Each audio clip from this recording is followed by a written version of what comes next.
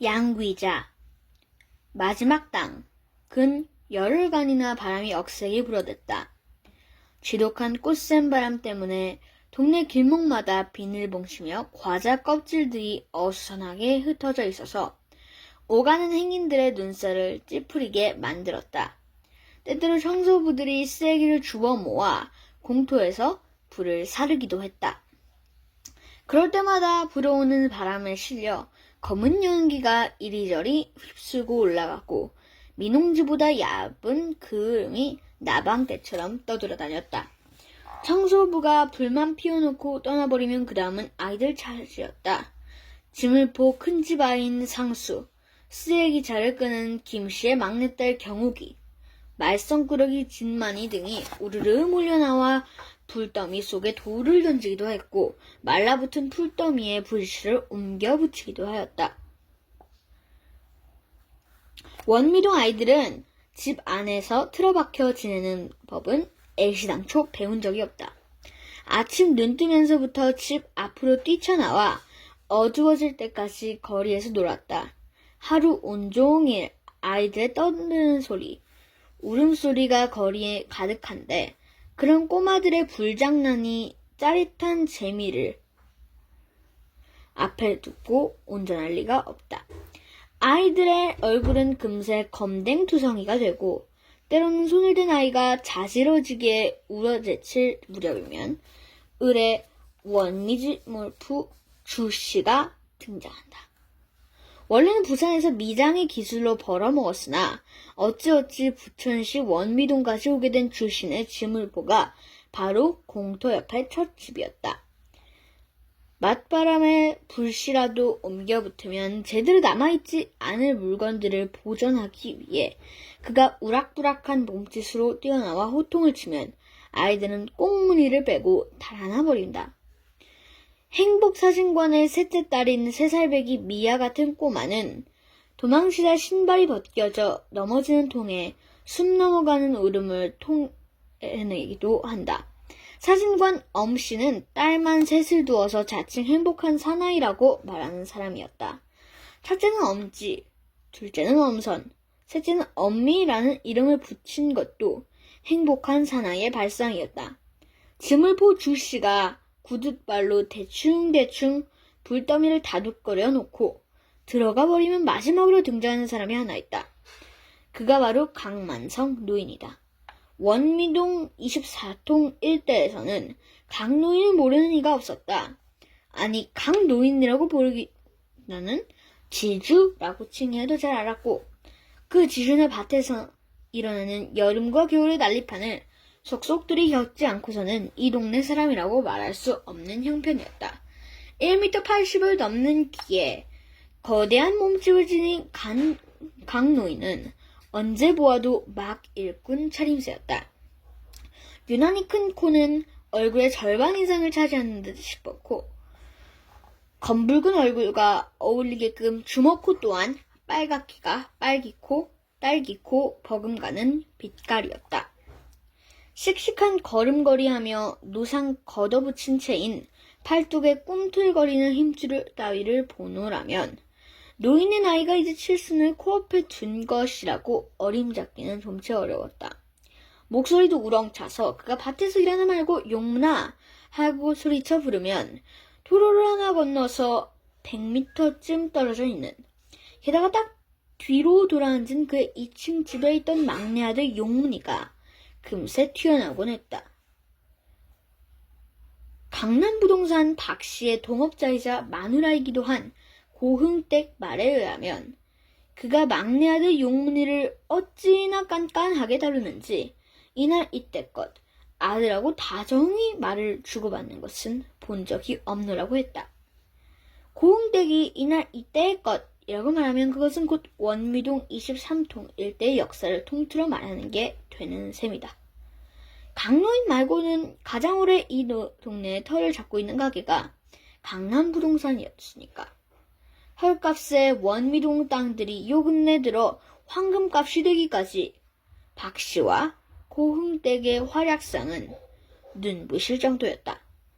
그의 말을 그대로 믿는다면 한때는 서울 개포동 이쪽에 강남 땅을 떡 주무르듯 했던 큰 소문이었다가 밝힐 수 없는 모종의 사건으로 한 재산 다 날리고 달랑 맨손으로 부천에 와서 별 볼 일 없는 거간꾼이 되어버렸다는 박씨였다. 별 볼 일 없다고는 하지만 박씨가 원미동에서 한 재산 단단히 붙잡았다는 사실에 대한 이의를 제기할 사람은 아무도 없었다. 청수부가 쓰레기를 모아 태운 공터는 강남 부동산에서 계약서 쓰고 강노인이 팔아넘긴 땅이었다. 그때 들어선 2층 상가가 벌써 4채나 되지만 도덕형의 공터는 아직 새 임자가 땅을 묵혀두고 있는 판이었다. 몇 달 안으로 새 건물이 들어설 자리이기는 했다.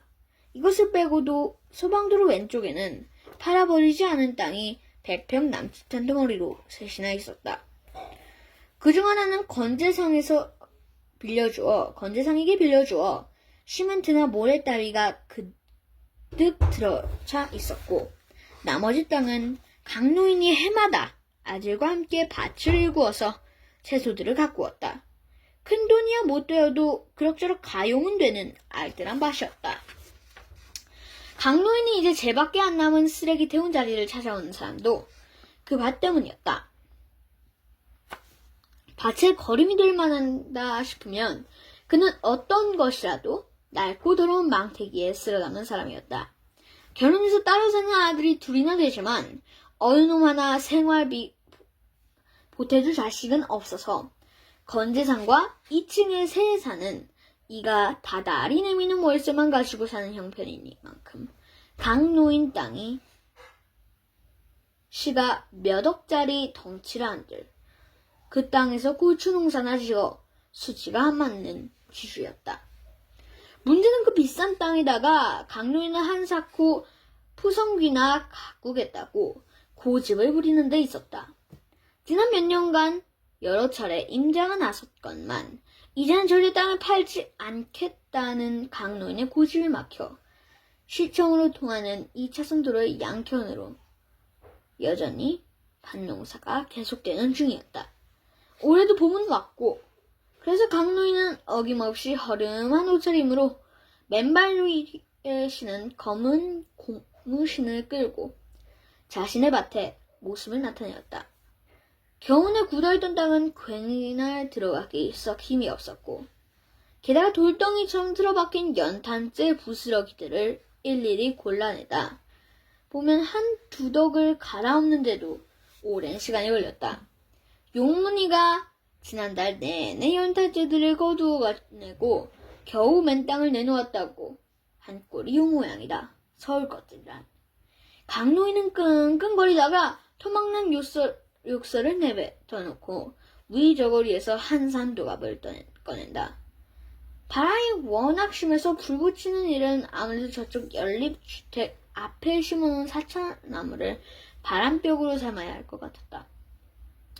강노인이 괜히를 던지고 밭 끄트머리로 걸어가는 사이 언제 나왔는지 부동산 박씨가 아른 체를 했다. 자그만한 체구에 검은테 안경을 쓰고 머리는 기름 발라 착 달라붙게 빗어 넘긴 박씨의 면상을 보는 일이 강노인으로서는 괴롭기 짝이 없었다.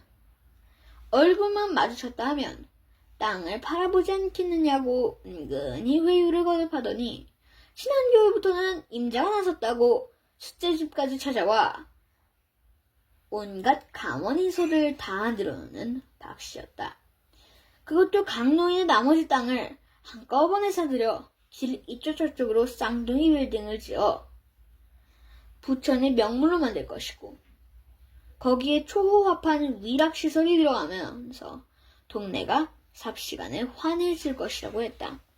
1층에는 상가, 2층에는 사우나, 3층은 헬스클럽, 4, 5층은 사무실 임대하는 식의 건물 용도부터가 강노인 마음에는 들지 않았지만 어차피 팔지 않을 땅으로 어느 작자가 어떤 김치 국물을 마시든 그게 나무랄 일은 못 되었다.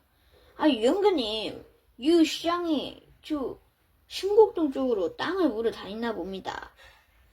영감님 물론이고 우리 동네 발전을 위해서 그렇게 애를 썼는데 박씨가 찜짓 허탈한 표정을 지으며 말하고 있는데 뒤따라가는 동업자 고흥댁이 뒷말을 건다. 아유, 참말로 이 양반이 지난 겨울부터 무슨 애를 썼구만요. 우리 이사 색방이나 얻어주고 소개를 받는 것만으로도 얼마든지 살 수 있지라우. 그람시도 그리 애를 쓴 것이야. 한 동네로 사는 정리로서가 그런 것이죠. 강노인은 가타부타 말이 없고 이번엔 박씨가 나섰다. 아유, 아직도 늦은 것은 아니고 한번 생각해보세요. 열마다 똥냄새 풍겨주는 바스를 두고 있느니 평당 100만원 이제는 참말이지. 더 이상 땅값이 오를 수 없게 되었다 이 말입니다. 모르십니까? 88 올림픽 전에 북쪽놈들이 쳐들어올 확률이 높다고 신문방송에서 떠들어대니 2, 3층짜리 집들도 매기가 뚝 끊겼다 이 말입니다. 영감님도 욕심 그만 부리고 이만한 가격으로 임대 났었을 때 후딱 팔아치우시죠. 영감님이 아무리 기다리셔도 이제 더 이상 오르기는 어렵다는데 왜 못 알아들으실까잉? 형국의 할머니도 팔아치우자고 더 야단인디. 고흥댁은 이제 강노인 마누라까지 쳐들고 나선다. 강노인은 피우던 담배를 비벼 꺼버리고 꽁초는 주머니에 잘 간수한 뒤 아무런 대꾸도 없이 일하던 자리로 돌아가 버린다. 그 등에 대고 박씨가 마지막으로 한마디 던졌다. 아직도 유 사장은 마음에 있는 모함이니까 금액기에 영감님 마음에 맞게 잘 조정해보기로 하고 일단 결정해버리시오. 땅값 따위에는 관계없이 땅을 팔지 않겠다는 의사표현을 누차 했건만 박씨 말본새는 언제나 저 모양이다. 서울 것들이란. 박씨 내외가 복덕방 안으로 들어가 버린 뒤에야 그는 한마디 내뱉는다. 저들 내외가 원래 전라도 사람이라는 것을 모르지는 않으나 강노인에게 있어 원미동 사람들은 어쨌거나 모두 서울 끈앞풀들이었다. 도대체가 서울 것들은 밭에서 풍겨나오는 두업 냄새라는 질색 자망하고는 손을 내젓든 천하에 본데 없는 막된 것들이라니까. 강노인은 팽개쳐 두었던 괭이자루에 묻은 흙을 대충 털어놓고는 다시 밭을 일구기 시작했다. 겨울 동안 좀 쉬고 있는 밭에다 강노인은 망할 놈의 연탄재나 산같이 내다버리는 못된 습성까지 떠올리면서 더욱 괘씸하기 짝이 없는데 그가 하는 서울 것들의 내력은 모조리 그런 것 투성이었다. 고추밭에 뿌리는 오줌에서부터 여름이 되어 김장배추 갈기 전에 얹어주는 푹 삭인 인분에 이르기까지 서울 끈앞풀들이 극성 때문에 실컷 장만해둔 밑거름조차 제대로 쓰지 못하고 부석부석한 땅에서 수확을 거두는 것이 요 몇 해 농사 실정이었다. 거기에다 매년 겨울이면 밭은 쓰레기장으로 변해버리고 말았다. 겨울 동안 용문이 녀석을 시켜 밭을 지키고 때로는 직접 나서서 밤사이 몰래 연탄재를 내다버리는 동네 사람들을 지키고는 했지만 허사였다. 올봄에도 트럭 한 대분 이상의 연탄재를 생돈 들여서 치워야 하는 손해를 입었다. 2층 상가 주택이 아니면 단독 연립인이 하는 다세대 주택들이 즐비한 이 동네는 한 집에 꼬박꼬박 적어도 4가구 이상은 온일종일 모여 사는 게 보통이었다.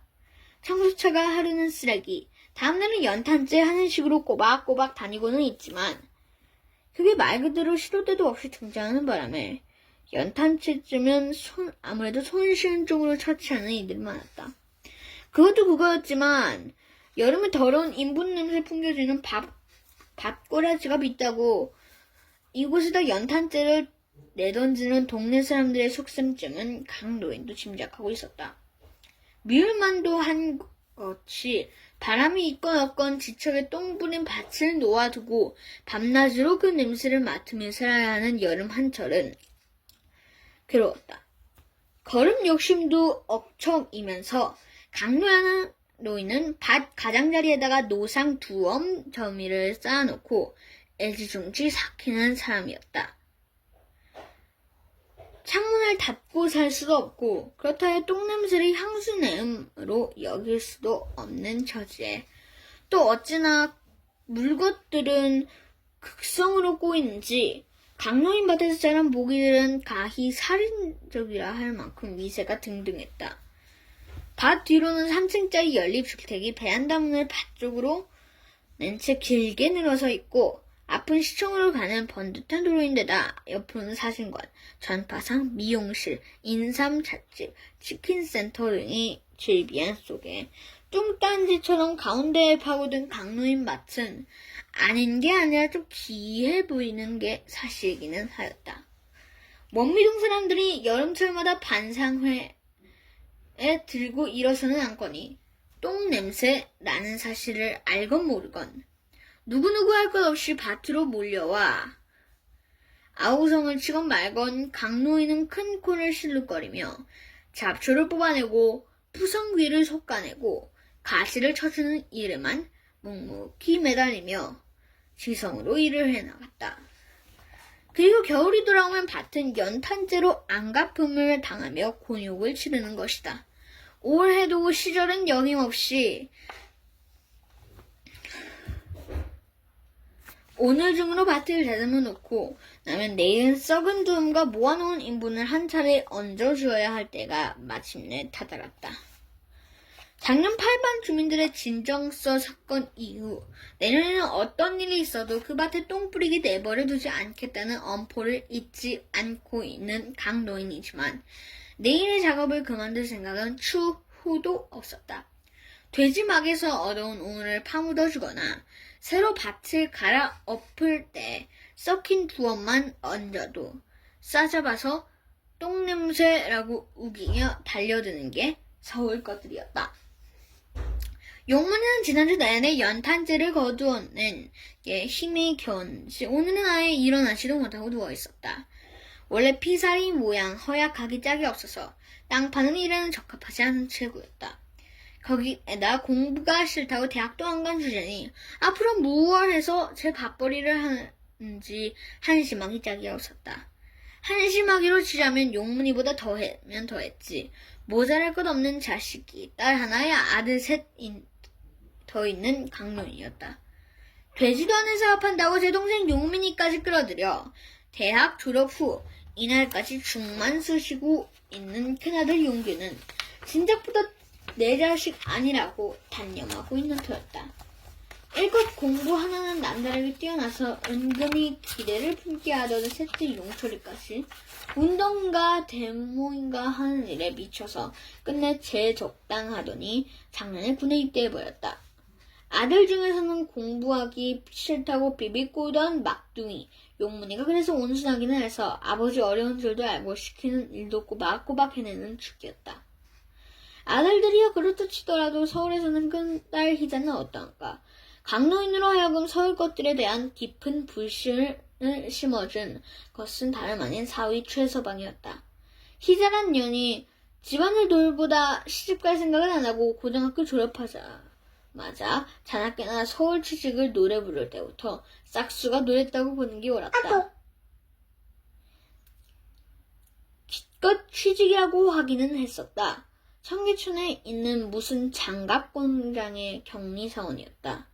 말이 좋아 공장이지 집 안에서 재봉틀 몇 대 놓고 줄줄이 박아대는 공원 넷넷의 장갑집에 불구했다.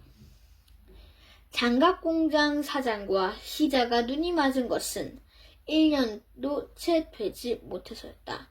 그들이 다짜고짜 동거생활로 접어들었다는 소식을 듣고 부랴부랴 결혼식을 올려주고 보니 이 사위란 작자가 갈 데 없는 사기꾼이었다.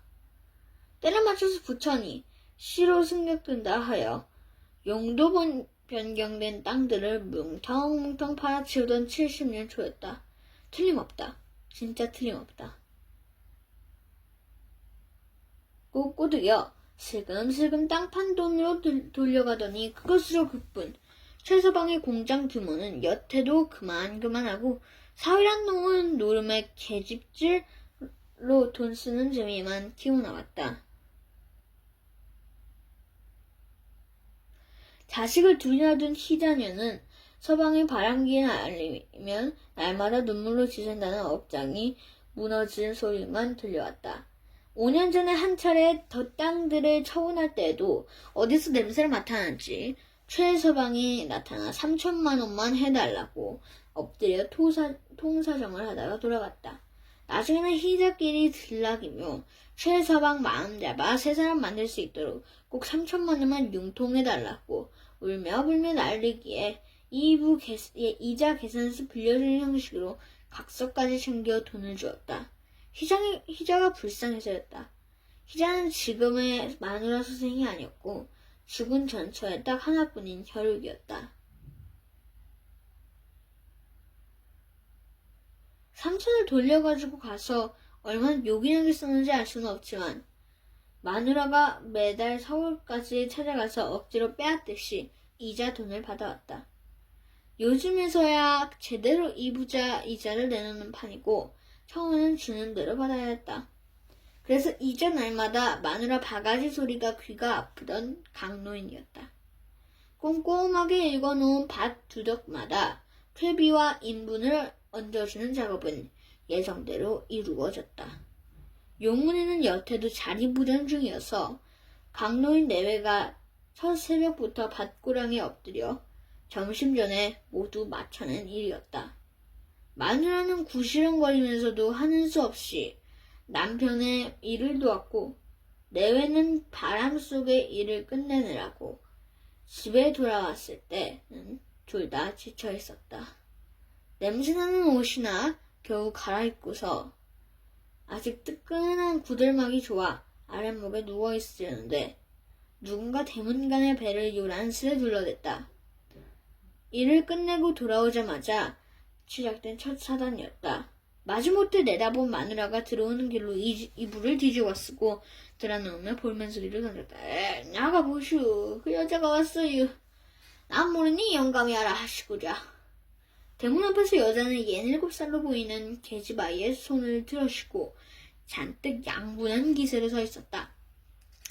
계집아이는 여태도 마르지 않는 젖은 눈을 쳐들고 호기심만은 어쩔 수 없다는데 뚜벅뚜벅 걸어나오는 강노인을 올려다보았다. 아이 토리째 그냥 한복판에다가 무슨 몇 장으로 그러신대요. 여자의 카랑카랑한 목소리가 노랗게 물들인 머리칼이 알만한 얼굴이라서 강노인은 킁 가르침을 돋으며 마당 귀퉁이에 캬 뱉어낸다. 멋쟁이 소라 엄마하고 단짝으로 붙어다니면서 소라 엄마 멋내는 것이냐 열심히 배워드리는 정미 엄마였다.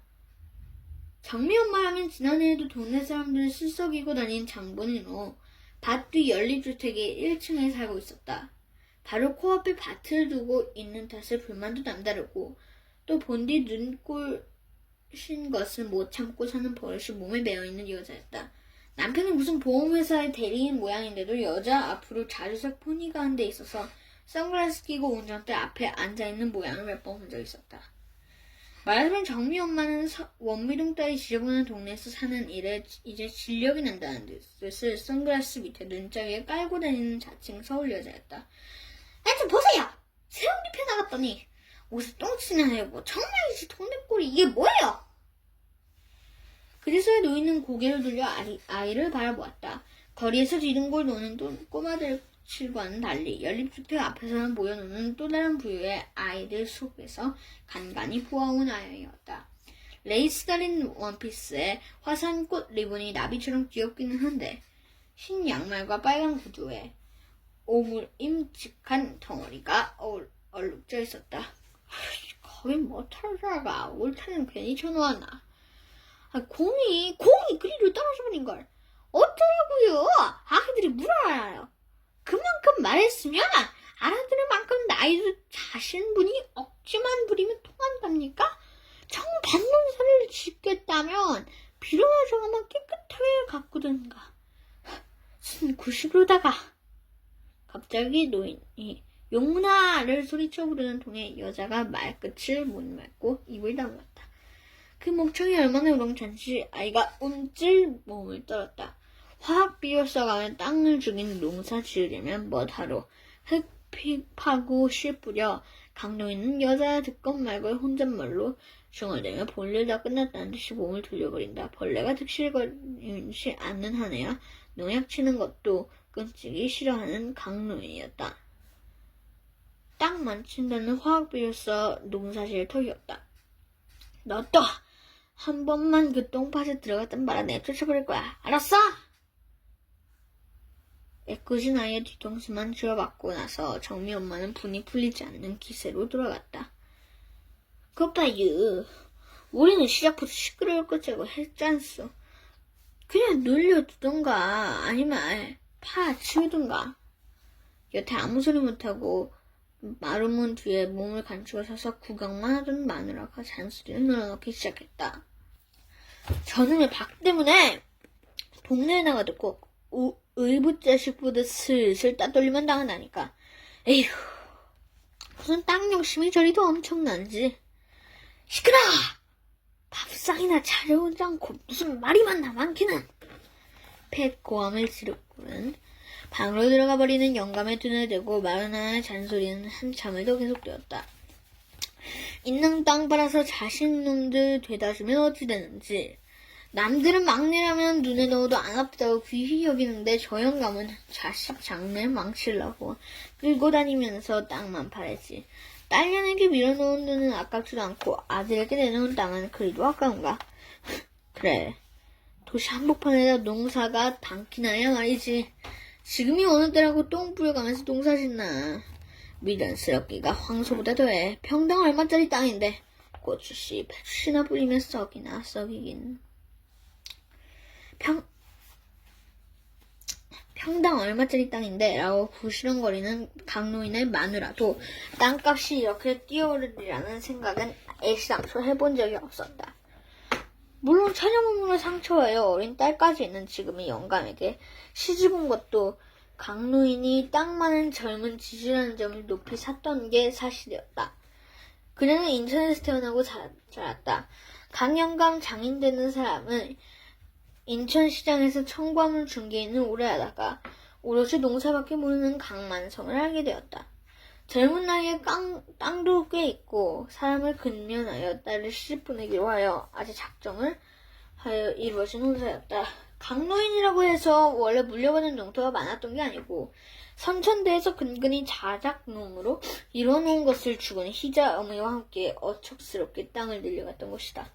하도 힘든 일을 많이 해서인지 약골이었던 희자 어미는 딸 하나 둔 것을 끝으로 더 이상 몸을 추스르지 못하고 죽어버렸다.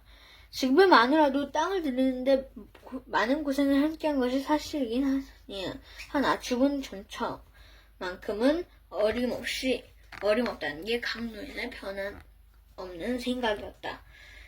집이 세 채이다 땅이 몇 덩어리 있다 하여 동네에서 알부자라고 수군대는 모양이지만 땅의 넓이로 말하면 지금이야 정말 코딱지만한 것에 불과했다. 처음 몇 년이 어려웠지. 강노인은 39에 둘째 용조를 낳으면서 땅을 사들이는 것이 눈에 보였다. 그때 땅값이야 보잘것없이 없어서 그는 닥치는 대로 땅을 넓혀왔는데 원미선 아래 방죽골에서 지금 용균의 집이 들어선 자리가 거의 다 강릉의 소유였다. 원미산 아래 있다 하여 원미동이라는 이름이 붙여진 것은 부천이 시가 된 다음에 일이고 동네가 꾸며지기 이전에는 몇몇 불악분으로 이 일대는 조마루 혹은 조정리라는 이름으로 불렸다.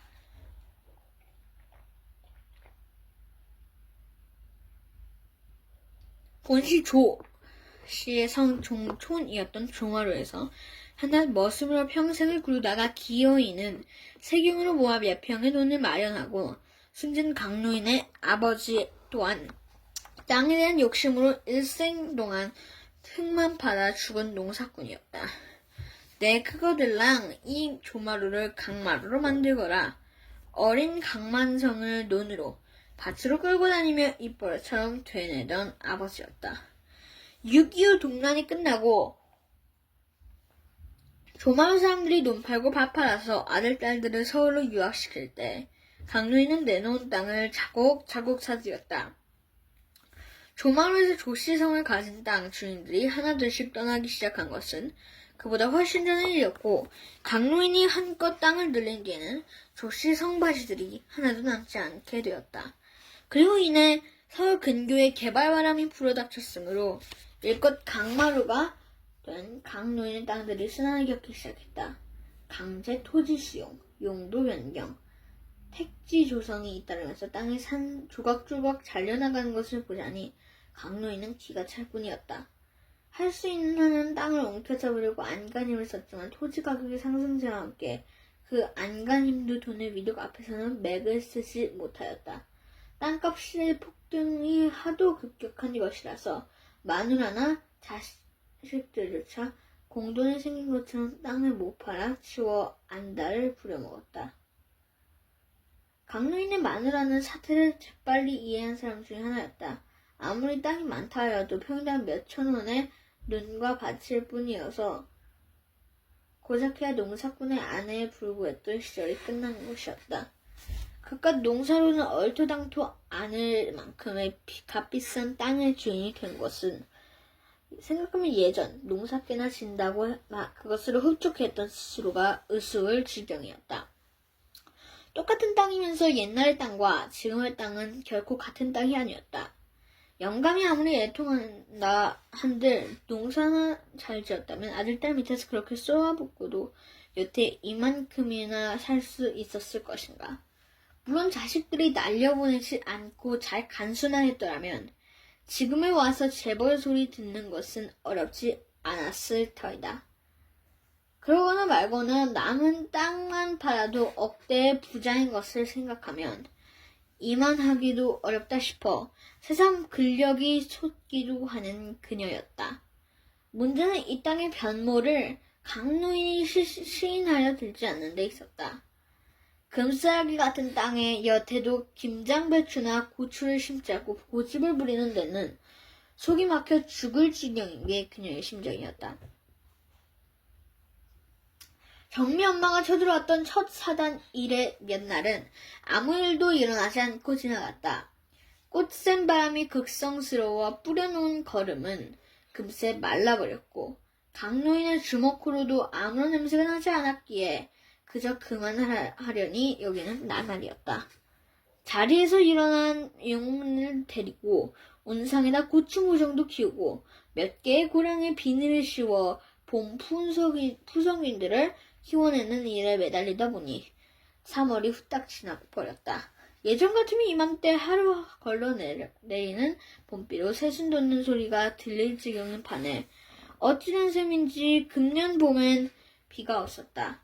갈아엎은 고랑의 흙들이 말라가는 것을 보다가 강노인은 심심풀이 삼아 호미를 들고 일일이 흙덩이들을 깨지느라고 금세 더욱 검붉은 얼굴이 되어버렸다. 밭을 두고 하는 신랑이는 없었지만 그 사이 원미동에 아무 일도 일어나지 않는 것은 아니었다. 말썽 일으키는 재주가 비상하던 진만이가 연립주택 2층 창문 아래로 뛰어내려 크게 다치는 사건이 있어 온 동네를 깜짝 놀라게 만들었다. 슈퍼맨처럼 날아보겠다고 기염을 통하다 그 지경이 되었으나 다행히 사철나무 위로 떨어져 발목만 부러뜨리는 정도로 그쳤지 까딱했으면 목숨을 잃을 뻔한 사건이었다. 오랫동안 실업자로 일했던 진만인의 형편은 더할 나위 없이 불행한 일이었는데 행복사진관 어무씨가 병원비의 일부를 보태주었다는 이야기도 들렸고 진만이 아버지가 치료비를 벌기 위해 대신 설비에 소라 아버지와 함께 보일러 설치하는 일에 뛰어들어 날 분물 받는 신세를 전락했다는 말도 들려왔다. 그런 일이 있어야 아무도 강노인에게 말해주지는 않았다. 마누라 또한 따돌림 받는 처지여서 큰 며느리 경국이 어미가 마누라에게 간간히 알려주는 내용이 그러했다. 지독한 구두쇠 땅밖에 모르는 노랑이로 소문난 강노인을 두고 공욱대기 이런 험담을 한 적도 있지만 물론 강노인은 알 턱이 없다.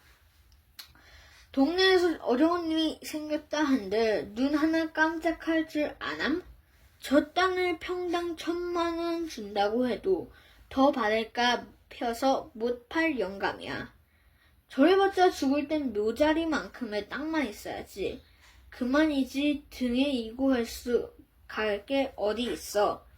강로 있는 땅만 성사시키면 그 징계로 받아서 혼기가 꽉 찬 딸년 혼수감이라도 장만해볼까 하는데 도무지 말을 들어주지 않는 강노인이 야속하기만 한 고흥댁이었다. 강남부동산이 만들어낼 작품 중에서는 마지막이 될지도 모르는 매물이었다. 그러면 올봄에도 저 영감 바디를 열심히 내는 것을 보니 애시당초 그런 일이지 싶으니까 더욱 부하가 치밀었다. 화탕이 될 망정 경국의 할머니가 자꾸 찾아가 물밖에 마누라 급성덕의 모처럼 큰 덩치를 소개로 빼낼 수 있었을지도 모를 일이었다. 봄이 완연히 짙어가면서 꽃샘 바람도 어지간히 가라앉았지만 비는 여태껏 한 차례도 내리지 않고 4월에 중턱이 올랐다. 햇살은 여름 못지않게 따가워 조금만 움직여도 땀이 흐를 지경인데 부석부석한 땅은 훅 불면 날아갈 반죽이다. 참 크고 강노인이 밭고랑에서 허리를 이렇게 세우면서 탄식을 하다 보니 아들을 안고 바람이나 쐬러 나온 듯한 진만이 아버지가 아른 채를 하며 지나갔다. 진만이의 발의 깁스는 아직 그대로이고 집안에만 박혀 있어서 아예 헬쑥한 얼굴이 보기에 민망하였다. 강노인은 저만큼 걸어가는 부자의 뒷모습을 바라보면서 속으로만 혀를 끌끌 찼다. 저 지경으로 어려운 살림에 바에야 시골로 내려가 농사만 하나 지으면 딴 걱정은 없을 터인데 진만이 아버지가 대학을 나와 번듯한 회사의 간부까지 지낸 경력이 있다는 사실을 알았다 하여도 그 생각에는 별 변함이 없었을 것이었다. 진만이 소식을 듣던 날 마누라에게 고깃끈이나 사들고 찾아가 보라는 말을 넌지시 비추었다가 한 차례 잔소리만 들었던 강노인이었다. 동네 사람들한테 그렇게 다녀놓고 속도 좋았어. 요새 무슨 꿍꿍이 속들인지 연립죽들 사는 젊은 닭들이 때를 지어 수근거리다가 내만 지나면 입을 꽉 봉하는데 참. 그런 바에 그까지 고깃끈이 당키나 하겠어? 올 농사가 수월찮을 줄이야 미리 각오한 바이므로 강노인은 꿍꿍이 속셈에 대한 별다른 궁금증도 속지 않았다. 그것보다는 봄 가뭄에 시들어가는 밭작물이 더 걱정되는 그였다. 고추 모종을 내고 나서 연약한 줄기를 지탱해 주느라고 개나리 가지를 꺾어 젓가락만한 크기로 꽂아두었더니 고추잎은 그만한데 꽂아둔 가지마다에 노란 개나리 꽃잎이 손톱만큼씩이나 돋아나 있었다. 이른 봄에 아욱국 맛이 좋아서 한 고랑에다 비늘 씌워 아욱을 키워봤더니 봄 가뭄 속에서도 푸르게 잎이 올라 강노인은 비닐에 구멍을 내주면서 그 여리디 여린 이파리에 손을 대보았다. 내다 팔 것은 못 되고 아들네 집으로 해서 두루 나누어 먹으면 그뿐. 뽑아낸 뒤에 이 고랑에는 다시 상추와 숯가시를 뿌려서 두고두고 속아 먹으면 좋을 것이었다. 그래서 이 자리에는 집 썩힌 거름이 넉넉히 넣어두었을 뿐 인분은 뿌리지 않았다. 깔끔한 성미의 둘째 며느리는 똥구덩이 위에 심은 호박은 잎사귀는 물론 늙은 열매까지도 손대지 않은 것을 알고 있는 까닭이었다.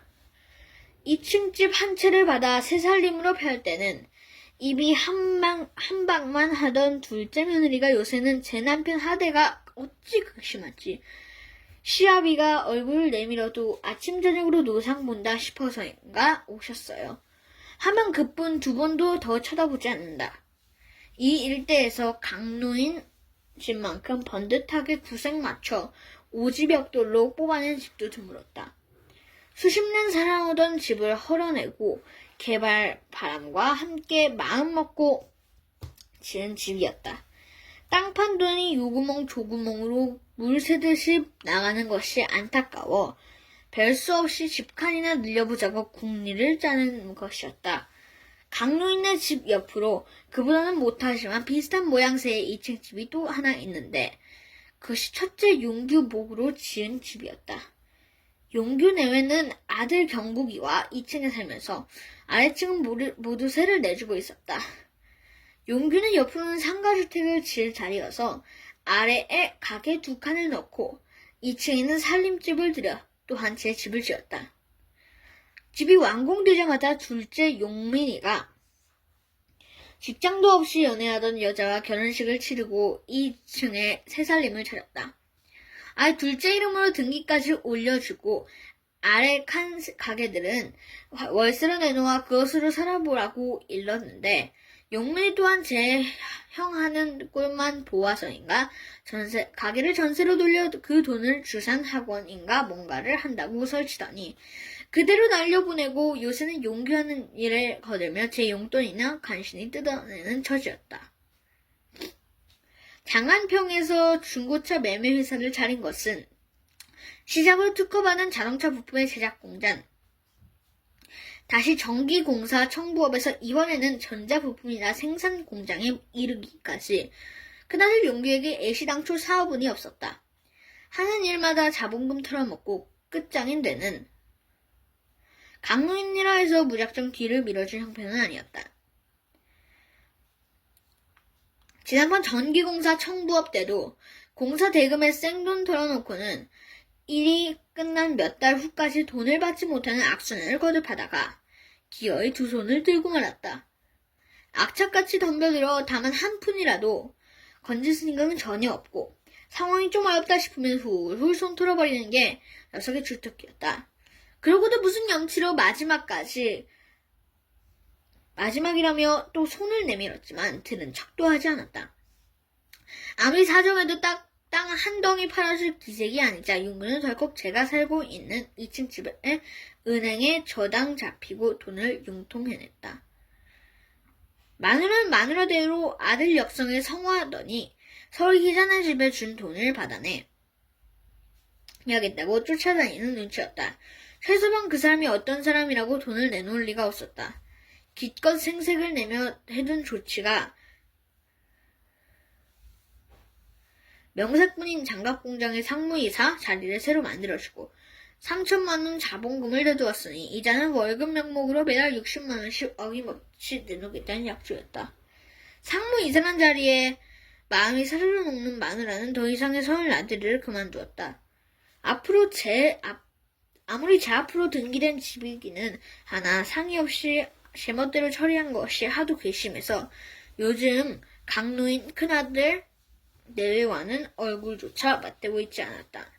눈치를 보아하니 은행 이자조차 제때 못 내서 아내가 매달 이자만큼씩의 생활비를 보태주는 모양이었으나 그것까지는 모른 척하고 있는 중이었다. 거기에 비하면 용민이 집에서는 아직껏 손을 빌리지 않고 있으나 그나마 다행이었다. 하긴 찜찜한 구석이 없는 것도 아니었다. 용민이 놈이 결혼 후 이틀째 빌빌거리고 사이 그간의 생활비는 모두 제 처가 쪽에서 나오는 것이 분명했다. 처가가 서울에서 꽤 사는 놈이기는 하지만 그렇다고 해서 용민이 댁의 기세 등등함도 차마 마주보기 어려웠다. 아들 농사라고는 원, 강노인은 잘 자란 푸성이들을 어루만지다가 자신도 모르게 한숨을 내쉬었다. 땅에서 푸성귀를 거두어 들이는 심정으로 나아서 여태까지 알게 모르게 공력도 들었건만 해마다 기대한 만큼 수확을 안겨주는 땅 농사에 비하면 자식 농사는 너무나 험하겠다. 그런데도 마누라는 이 땅덩이들을 조각조각 팔아치워 아들 뒷바라지나 해주려고 저리 극성이니 원. 강노인은 이제 혀까지 끌끌 차고는 동네 안팎을 두루 둘러본다.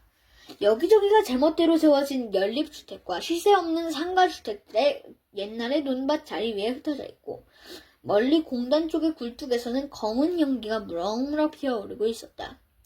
불과 10년 안팎의 변화였다. 시청이 옆으로 옮겨오면서부터 논밭들이 급격히 용도 변경됐고 서울에서 몰려온 집 장수들이 벌떼처럼 왕왕거리며 몇 달 만에 집 한 채씩을 뚝딱 지어내고 또 뚝딱 지어내더니 삽시간에 동네가 꽉 차린 모양. 꽉 차버린 것이었다. 지금이야 사람이 우글거리니 수월하겠지만 강노인 젊어서는 인분 구하기 위해 집집마다 똥통들을 얼마나 귀하게 다뤘던가. 첫 새벽부터 개똥 차지를 하기 위해 망태기 찾아 메고는 동네의 골목길을 훑어가는 일이 하루 일과의 시작이었다. 아무리 먼 곳에 있더라도 대변의 기미가 보이면 기어이 집으로 달려가서 볼일을 봤다. 김장배추를 갈기 전에는 모아둔 똥을 고루고루 풀려놓고 여름 햇살에 그것 곰 삭는 냄새가 구수해서 저절로 신바람이 났는데 그때는 똥 냄새가 싫다고 방정을 해대는 이는 아무도 없었다. 제한물이 온갖 비료가 설치고 가지가지 농약이 쏟아져 나온다. 사람 똥 들어가지 않는 땅에서 난 허우대만 멀쑥한 풋것은 거두어들이고 쉽지 않다는 게 강노의 생각이었다. 지금이야 고추 농사 조금의 집에서 먹을 김장 배추나 가는 심심풀이 농사임에도 불구하고 강노인의 억속 같은 거름 욕심은 조금도 줄어들지 않는 채였다. 그만한 넓이의 땅을 가질 수 있게 되기까지 뱃속에서 새겨둔 농사의 비결이 척박한 땅을 비옥한 농토로 바꾼 거름 욕심이었으니까. 너무 일찍이 모종을 내었나? 강노인은 아직 어리디 어린 고추 모종을 일일이 들여다보며 고개를 갸웃거렸다. 음력 5월이 되어야 모종을 밭에 내었던 것은 옛날 일이었다. 맘만 먹으면 비늘 씌워 겨울에라도 풋고추 맛을 볼 수 있지만 그럴 것까지는 없고 봄볕이 살가워지자 온상에는 튀운 모종을 내었던 것이다. 뱃살이라 그만한데 비가 부족한 탓이었다. 가뭄이라 강노인은 시들시들한 잎사귀를 펼쳐보다가는 우두망쳐 서 있는데 용민이네 밑에 새든 미용실 여주인이 그를 불렀다. 경국이 할아버지, 오늘 저희 집에서 반상이 있어요. 아무래도 오늘 저녁에는 정미 엄마가 가만히 있지 않을 것 같네요. 아까도 무궁화 연립 사는 이들 거죠? 몰라서 한 바통 쏘아놓고 갔어요. 경국이 할머님이라도 꼭 참석해야 돼요. 아셨죠? 그녀는 23통 6반의 여반장이다. 길 건너 5반장은 형제 슈퍼의 김씨지만 우리 정육정의 임씨가 똥냄새 문제는 노상 악장을 서고 있는 중이었다. 임씨에 비하면 6반장의 경우 강노인한테만 훨씬 우호적이다. 용민의 가게에 새든탑도 있지만 임씨가 애초 미용실 자리를 욕심냈다가 강노인에게 퇴박을 당했던 까닭에 임씨 스스로 강노인에 대한 감정이 좋지 못하였다. 어디를 쇠백정이 단 한마디로 잘라낸 전 일을 그만두고 임씨는 여태도 강노인을 바로 보지 않는다. 6반에 비하면 5반에서야 인분 냄새나 물것 극성이 그저 그만할 정도인데 장례시청에다가 진정성을 낸 것은 5반이었다. 그게 다 임씨 술책이라는 것쯤은 강노인도 알지만 무궁화 연립이라면 5반인데 현대 연립 정미엄마와 합세한 것을 보면 임씨가 오랫동안 집주인들끼리 부추기는 것이 틀림없었다. 돼지나 닭을 집단으로 사육하는 것도 아니고 노는 땅에 푸성기를 갈아먹고 있는 심시풀이 농사까지야 손댈 수는 없다고 시청에 답변이 내려온 것을 이 동네가 아는데 내는 연판장이라도 돌리겠다며 큰소리 치던 작자였다. 올해 일랑은 농사 시작하기 전에 아예 말아야 한다고들 그러는데요. 시청에서 이제는 보고만 있지는 않을 거래요. 여자가 피아노 교습소와 나란히 붙은 미용실 안으로 들어가 버린 뒤 강노인은 찢찢 혀를 차는 것을 자신의 울화를 사겨버리고는 이내 말라붙은 밭꼬락서니를 내려다본다. 그러고 보면 정미 엄마나 동네 사람들을 날뛰는 이유가 꼭 똥 냄새에만 있는 것은 아니었다. 5반이나 6반이나 정육점 임씨를 빼고 나면 집주인들은 주축으로 시비가 있어 왔었다. 가게에 새 들어있는 지물포 주씨와 사진관 엄씨도 코밭에 밭을 두고 있는 처지였지만 강노인과 마주하면 깍듯이 어린데 집을 갖추었다. 셋방 신세인 진말이 아버지도 그렇고 정소는 김씨도 하루에 몇 번씩은 마주쳐도 공손히 아른트를 해왔지 팩팩거리며 못되게 구는 법이라고 나왔었다. 집주인들이 더 극성을 부리는 때에도 까닭은 있었다. 강노인네 땅덩이를 땅덩이들이 팔려서 거기에 번듯한 건물들이 들어서야 이 거리가 완벽하게 채워지기 때문이었다. 게다가 그 땅들이 모두 도로변에 있고 보면, 아니, 도로변의 땅에다가 인분 뿌리면 푸성기나 갉아먹는 데서야 동네 모양새가 영 말이 아닌 것 같았다. 동네 신수가 혼해야 집값 떠오를 터인데 모름지기 강노인의 밭이 저러고 있어서야 제값대로 보지 않는다는 불만들이 클 것이 자명했다. 반상 후에 열린 건 말건 강노인은 용문을 내불고 밭에 물을 댈 작정으로 집으로 돌아왔다. 용문은 지난번 몸살 이래 봄 감기까지 겹쳐 빌빌거렸는데 그새 어디론가 나가버리고 없었다. 제법 잘 따라다니며 다소곳이 땅을 일구더니 보나마나 그놈마저 바람든 게 분명했다.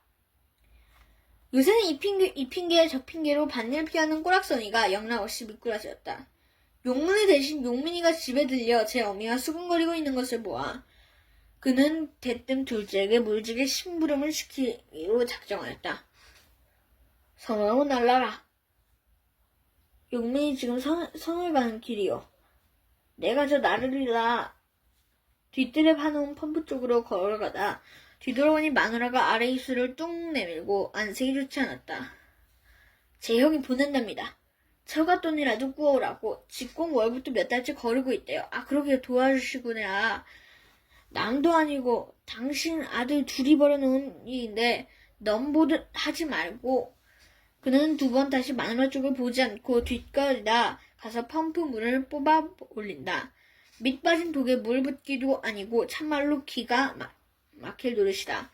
쓸 줄만 알지 벌어들일 줄 모르는 녀석들이 간덩이만 부어서 일만 크게 벌여놓고 뒷감당은 모두 아비에게 떠넘기는 짓이 오늘까지 계속이었다. 남들 다 하는 월급쟁이는 마다하고 떼돈 벌 궁리에 떼돈만 달리는 녀석이었다. 누구 돈이든 쏟아붓고 보자는 저 섣부른 행동이 결국은 그의 땅덩이로 막아져야 할 것임은 불을 보듯 뻔한 노릇이었다. 그날 저녁에 반상회에는 강노인도 그의 아내도 참석하지 않았다. 그놈의 똥탈은 왜 내가 뒤집어 쓴답니까? 한번 들여다보라는 그의 언질에 마누라는 금세 퉁박이다. 경국의 녀석이 저녁밥도 안 먹고 쭈르르 달려와서 일러 바치는 말로는 돈 구하러 나갔다 큰 며느리가 돌아오는 바람에 아예 반상회까지 참석한 모양이니 뒷소식이야 누구한테 들어도 알 수는 있을 것이므로 내외나 일찌감치 불 끄고 자리에 누워버렸다. 다음날 아침 심사비부터 밭에 나가 있는 강노인은 그만 입을 쫙 벌리고 선체 말을 잃었다. 세상에 이런 법이 없었다. 이제 손가락만한 고추 모종이 깔려있는 밭에 여기저기 연탄재들이 나뒹굴고 있지 않는가. 겨울 빈밭에 내다버리는 것이야 그럴 수 있다 치더라도 목숨이 붙어 자라고 있는 밭에 연탄재를 내던진 것은 명백히 짐승의 처사였다. 반성의 끝에 도끼 어린 동네 사람들이 저지른 것임은 대번에 알 수 있었지만 아무리 그렇다 해도 이런 짓거리까지 해댈 줄이야 짐작도 못했던 강노인이었다. 수십 덩어리의 연탄재 폭격을 당해 진뭉개진 모종이 한 고랑만 해도 숱했다. 세상에 막된 인종들 강노인은 주먹코를 실룩이며 밭으로 달려들어 닥치는 대로 연탄재를 길가에 내던졌다. 서울 것들이나 괜히 살아있는 밭에 해코지할 생각을 같이 땅을 아는 자라면 저 시퍼런 하늘이 무서워서라도 감히 이따위 행패를 생각이나 하겠는가. 흰 연탄재 가루를 뒤집어 쓰고 쓰러져 있는 좌우는 풀잎을 차마 볼 수 없어서 강노인은 잔뜩 허둥대고 있었다. 도로 청소년인 김씨가 아침밥을 먹으러 들어오면서 보니 강노인은 검정 고무신은 벗겨진 줄도 모르고 손바닥으로 연탄재를 끌어모으느라 정신이 없었다. 밤사이 밭에 무슨 일이 있었는데 눈여겨보지도 않아 알턱이 웃는 김씨가 인사를 치고 던진 말은 더욱 가관이었다. 영감님의 땅 내놓으셨다면서요? 그럼 뭘 그렇게 갖고 싶습니까? 얘 넘길 것이라면서. 아니 누가 그런 소리를 해? 시뻘건 얼굴을 획 돌리며 벽락같이 고함을 지르는 통에 김씨가 움찔 뒤로 물러났다. 어젯밤 반성에서 때 며느님이 그러셨다는데요. 저도 우리 집 옆언니한테 들은 소리라서. 더 들볼 것도 없이 강노인은 곧장 집으로 뛰어갔다. 벽까지 실바를 짝짝이로 깨어차고서 얼간이 백쳐 열무들을 다듬고 있던 마누라가 노인의 허둥대는 기세에 토끼 눈을 뜨고 일어섰다. 그렇게 말한 게 아니라 우리 아버님 근력이 세하셔서 올해 일랑은 더 이상 못하시니까 파실 모양이라고 말했다는군요. 경국이 어머니도 동네 사람들 닭다리에 그냥 입은 소리겠죠. 그냥? 밭에 그 지경을 해댄 거 보면 오죽하겠어요. 뭐 틀린 말도 아니고. 땅 팔아서 아들 살리고 났는데 은행에 넣어. 이자나 받으면 우리 식구 신간이나 이사 편치지 뭘 그러슈. 밭이 그 지경이라는데도 마누라는 천하태평이었다. 강누이는 어이가 없어 그만 입을 다물어 버렸다. 마누라는 이때다 싶은지 한 차례 오금을 막는다. 어제 다녀간 복덕방 박씨의 의미심장한 친구가 생각났다. 86인가 88인가 때문에 도로 주변에 미화 사업이 한창이 난다. 반농사를 그냥 두고 보겠소? 88전은 어차피 이곳에다가 뭐 있는도 짓고 병원도 짓고 계획되어 있다고 그럽디다. 시에서 팔면 금이나 제대로 쳐줍니까? 그 전에 제각을 받고. 시끄러! 마누라 입을 봉해놓고서는 강노인은 이내 밭으로 되돌아갔다. 한 포이라도 살릴 수 있는 만큼은 건져내야 할 고추무정년 때문이었다. 한시가 급한 강노인이었다. 반상의 파문은 그것으로 끝난 것이 아니었다. 반상의 소식이 알려지자마자 연립주택에 산다는 은의 엄마가 찾아와서 병국이 엄마가 지난달 꾸어간 50만 원을 돌려달라고 하소연을 늘어놓기 시작한 것이다. 땅을 팔았더니 계약금을 받았을 터인즉 큰 며느리 빚을 대신 갚아줄 수 없겠냐고 하는 여세 말에 강노인의 주먹코가 더욱 빨개졌다. 지난 겨울 서울에서 이사와 동네 물정을 모르고 딸이 다니는 에바다 피아노 학원에서 알게 된 경국이 엄마에게 갯돈을, 그것도 두 번째 탄 것을 빌렸다는 것이다. 이 동네 지주의 큰며느리라 해서 별 의심도 안 하고 돈을 줬는데 경국이 엄마가 동네에 뿌린 밑이 한두 군데가 아니어서 직접 시아버지와 단판을 짓겠다고 마음먹은 은혜 엄마였다. 그게 어떤 눈인가 말이다. 서울에서의 새빵살이가 하도 지긋지긋해서 연립주택 한 채를 마련. 이곳에 이사 온 지 반년도 채 되지 않은 그녀였다. 갯돈 타고 여름에 보너스 나오면 이자 나가는 빚 100만 원 갚을 요량이었는데 그게 그 몇 달 사이 이자 몇 푼을 욕심냈다가 생돈 스테이게 생겼으며 생각만 해도 속이 터질 지경이었다. 땅을 팔았다는 소문이 번지면서 큰아들 용규에게 빚을 준 동네 사람들이 강노인에게 몰려왔다. 은혜 엄마까지 꼭 8명이었다. 그 중에는 목동에서 살다 철거 보상금으로 받아주고 그곳에서 흘러온 김영진이라는 날품팔이 사내도 끼어 있었다. 철거 보상금을 3부 이자로 놓아주겠다고 고흥댁에 말만 믿고 돈을 건네준 사람이었다. 그들은 한결같이 강노인 땅을 믿고 빌려준 돈이니까 책임을 져야 한다고 우겨내면서 땅을 판 적이 없다는 그의 말을 도무지 믿으려 하지 않았다. 그 못난 놈이 공장으로 담보까지 잡혀 먹었대요. 최신 기계설비면 갖추면 돈 벌리는 게 눈에 보이는 사업이라는데 은행 대출도 기간도 차서 경고장이 날아갔답니다. 이판사판이라고 마누라도 이젠 감추지 않고 잘도 털어놓는다. 용규가 그 모양인 처가에서 돈을 끌어댄 용민이는 어쩌겠느냐고 실제 으름장이다. 땅은 안 돼! 안 팔아! 고집 좀 그만 부리고 우선 집 앞에 거라도 떼어 팔아. 발등에 불이라도 꺼봅시다. 다 자식 딸들이라고 하는 짓인데 왜 그러오? 자식놈을 뒷바라지에 땅 다 날려보낸 거 몰라? 입시름에 지친 마누라가 눈물바람을 하다가 유문이 방을 건너가 버린 후 강노인은 그 밤 오랫동안 자랑을 이루지 못하고 뒤척이려만 했다. 자식 농사는 포기한 지 오래지만 해마다 씨를 버리고 수확을 거둔 주인만큼은 쉽게 포기할 수 없는 그였다. 서울에서 밀려나온 서울 것들 때문에 여기까지 땅값이 들먹이는 북새통을 치렀고 그 와중에서야 자식들은 모두 저 푼수로 커버렸다는 게 원망도 많은 게 강노인이었다. 씨 뿌린 땅에서 거두어들일 수확이 아닌 다음에야 어찌 땅 팔아서 그 돈으로 쌀 사고 채소 사며 살 수 있는 것인가. 농사꾼들은 평생 만족을 엄두도 못 내는 큰 돈이 굴러들어왔어도 쉽게 생긴 내력만큼은 씀씀이도 허망하게 짝이 없었다. 그나마 이만큼이라도 마지막 땅 조각을 붙들고 있다는 위안이 강노인에게는 큰 힘이 되었다. 이 고장에 서울바람이 몰아닥쳐 이 모양으로 설익은 도시가 되지 않았더라면 아직껏 넓디 넓은 땅을 가지고 있는 것이 틀림없는 스스로를 생각해보면 더욱 우화가 치밀었는데 다 부질없는 노릇이었다.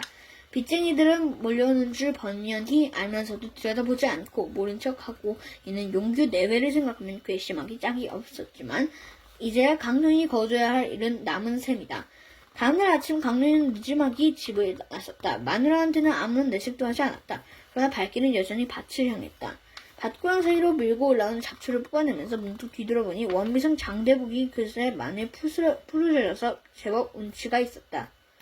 멀리서 보아야 아름답다 하여 멀메라 불리는 산이었는데 젊었을 때 나무하러 숱하게 오르내려서 능선마다 그의 땀방울이 묻어있기도 한 산이었다. 그때가 언제인데 참 즐기게도 오래 산다는 생각이 들었다. 땅에서 뽑혀나와 잠깐만에 이파리들이 축 들어져 그런 잡초를 새삼스럽게 들여다보다가 강노인은 시름 없이 밭을 둘러보았다. 그러고 보니 어제 오늘 고추 무정에 물을 주지 못한 게 생각났다.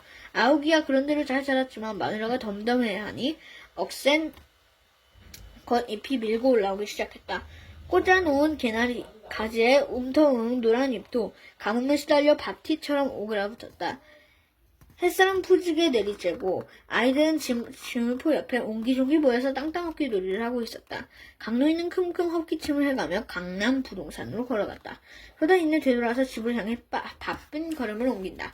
암만 해도 물 한 통쯤은 저 날라서 우선 이것들 목이나 축여줘야겠다는 생각이었다.